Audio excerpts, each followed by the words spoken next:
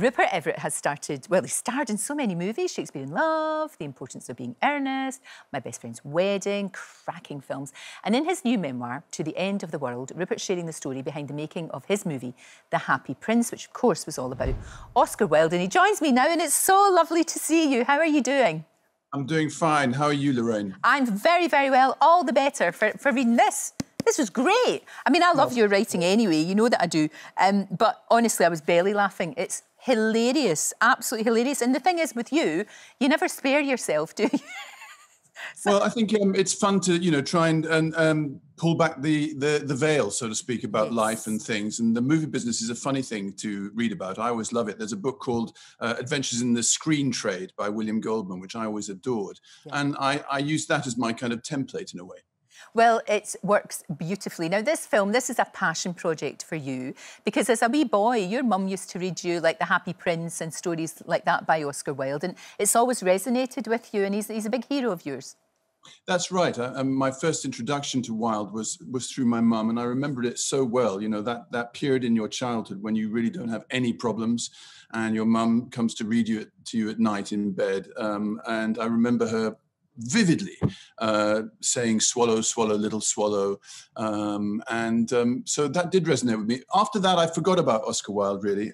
Even through drama school, we did a term doing Oscar Wilde, and none of us really wanted to do it. We were much keener to do more raunchy kinds of things. But later on, I started doing Wilde in the theatre, and it was just a great match for me, and everything I did, every Wilde play I did worked very well for me, and the audience enjoyed it, and little by little I kind of developed this relationship with him. And so when it came to a moment of thinking of some film to try and write, I thought, well, the best character for me to play would be to try and conquer Oscar Wilde in exile. And the thing is about a movie, this is what's great about the book, because you go into how hard it is to get some. I'm amazed that movies get made in the first place, because it really is a battle sometimes, isn't it? Yes, and by the way, my 10-year experience isn't at all unusual. It takes people a long, long time to get a movie made, and sometimes it just doesn't work out. And I think in one sense, that's a terrible thing. In another sense, from my point of view, I think if I'd managed to make my film straight away, I probably wouldn't have been able to do it. The fact that it took me so long meant that I had to question it again and again and again. Every scene, every moment in it was kind of questioned by somebody, and I had to fight for its survival. And I think that was a good thing in a way. Yeah, and also Colin Firth, lovely Colin Firth, said when it was getting to the wire, and money is always a problem when you're trying to make a movie, and he said, "Look, I'll do it for nothing." That's amazing. What a good pal. Well, he didn't say that originally. We did a rather kind of generous contract initially, but little by little, you get actors to sign letters of agreement when you start doing a movie, and you waive them at financiers around the world. And Colin's star rose significantly from the moment he'd signed the letter.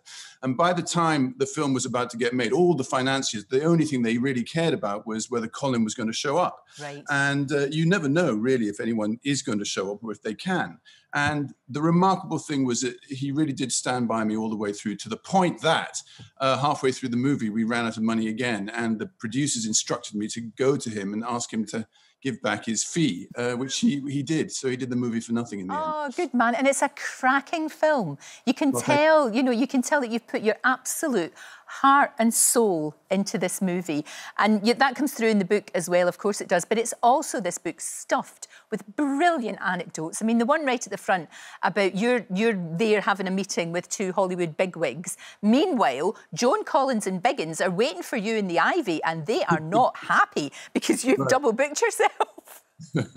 Well, yes, and that was the day I got a diary, and Joan is at the beginning and at the end of the book, and she really is someone I admire enormously. She's a great survivor. She's incredibly inventive, and she's just kept on going. I think tenacity, really, in our business is the most important thing, and she's tenacious. And you've made up with her now, so that's all. She's fine, and it's all good, and you're pals again. I don't think, though, that you ever made up with Madonna, because I remember in your book you called her a whiny old barmaid, which I thought was quite an interesting description, and that was an experience working with her, wasn't it? You get taken into the bubble of Madonna, but then when you're out, you're out.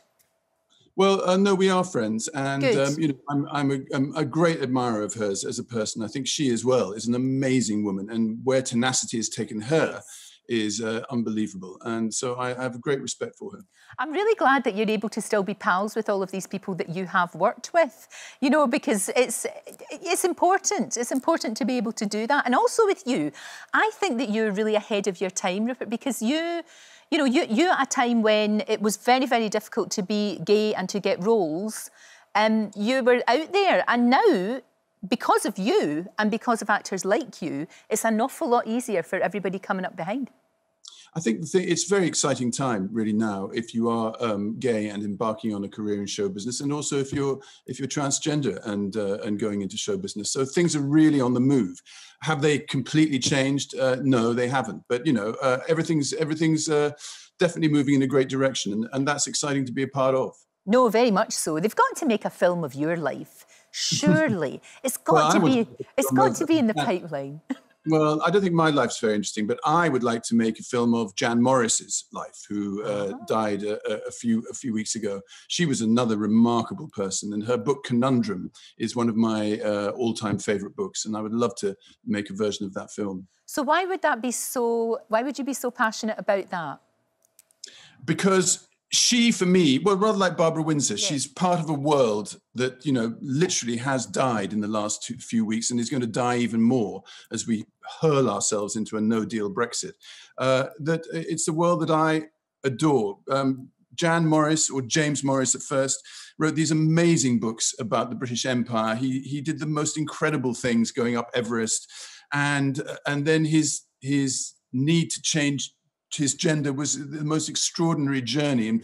And when he changed into Jan Morris, I think it's just one of the most fascinating, wonderful, eccentric English stories. And I met her once at the end of her life, and she was just a remarkable person. And, that's the next project. That's the next project that's got to happen. The books are amazing, absolutely incredible. Yeah. You know, an amazing historian and travel, and so passionate about all of that, which is the same with you. You know, you're passionate about what you do. Yes, no, I am, but I don't think there's much of a story in me yet. Maybe something will happen that will make this. You know, you need to have a good ending, and I think Jan is the story of Jan Morris and James Morris and her book Conundrum, which charts from her childhood all the way through to the clinic in Casablanca in Morocco. It's epic. Right, that's your next thing. That's the next thing you've got to do. Okay. Right, I will. You have to. And Christmas this year, Christmas quiet, like all of us trying to be just scaled back, yeah? Christmas quiet, and on Christmas Day, I'm doing the thing that I've always been dying to do, which is travel. I'm flying to Brazil to my in-laws, and I'm staying 2 months in Brazil. And so I've always been curious to see what happens in an airplane on Christmas Eve and Christmas Day, if there's a Christmas tree, if you get little presents. I hope and so. It sounds quite exciting to me. It does, it does. It's a joy to talk to you. It really is. I hope to see you in person. I hope to come into the studio one day and we meet. I hope so, I really do. And Rupert's latest memoir, To the End of the World, travels with Oscar Wilde, out right now. Thank you.